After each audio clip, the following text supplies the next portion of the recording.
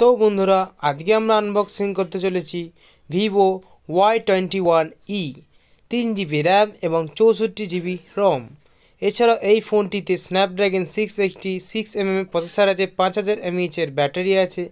এছাড়াও এই ফোনটি খুবই ভালো।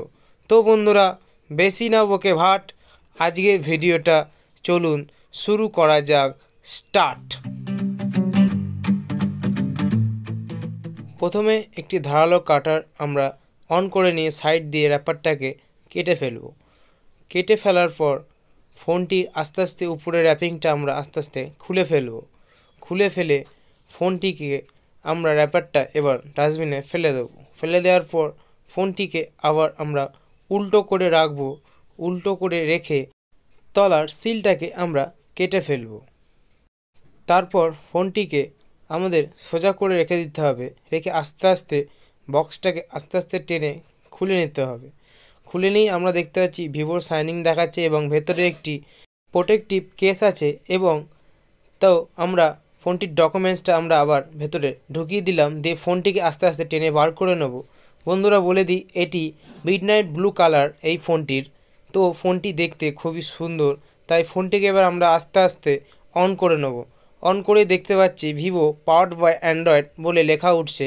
তো ফোনটাকে আমরা এবার সাইডে রেখে দেবো। রেখে দেওয়ার পর ফোনটির ভেতরে কী আছে আমরা দেখে নেব। এটি একটি IMEI বিল করতে যেটা সাহায্য লাগে, ওটা আমরা সাইডে রেখে দিলাম। এরপর উপরে পেপারটা বার করে ভেতর থেকে অ্যাডাপ্টারটাকে আমরা বার করব। এটি হচ্ছে 18 ওয়াটের অ্যাডাপ্টার, যা কিনা আপনার ফোনটি খুব তাড়াতাড়ি চার্জ করে দেবে।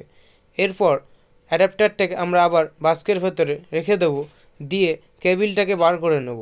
কেবিলটি হলো টাইপ সি কেবিল, যা খুবই ভালো কোয়ালিটির, এবং একটি সিম এজেক্টার টুল দেওয়া রয়েছে বাস্কের ভেতরে।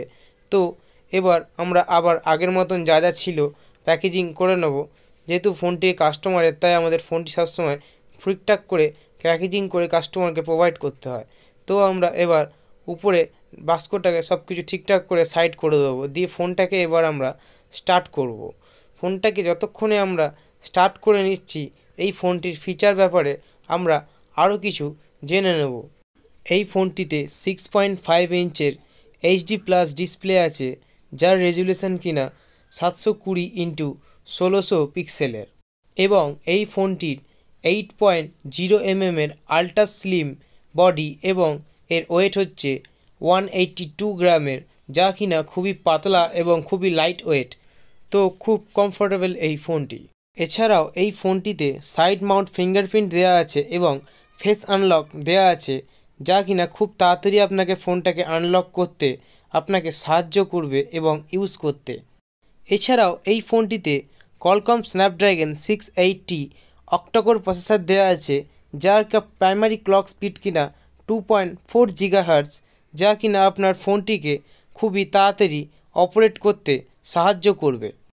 এবং ফোনটির অপারেটিং সিস্টেম হলো অ্যান্ড্রয়েড Q11, যা ফ্রন্টেস OS 11.1 বেসড।